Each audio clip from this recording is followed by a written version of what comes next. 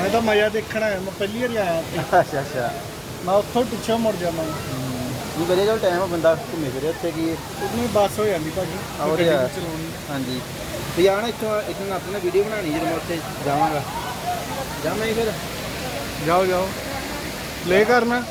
ਹਾਂਜੀ ਸਟਾਪ ਕੀਤਾ ਹੈ ਨਹੀਂ ਅੱਜ ਨੂੰ ਆਪਣਾ ਥੱਲੇ ਆਪਣਾ ਬਸ ਇੱਥੋਂ ਨੱਪੇ ਬਾਅਦ ਚ ਹੋਰ ਨਹੀਂ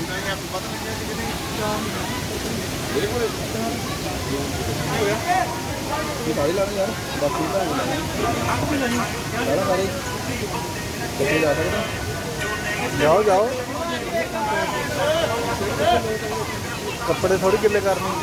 ਸਹੀ ਗੱਲ ਹੈ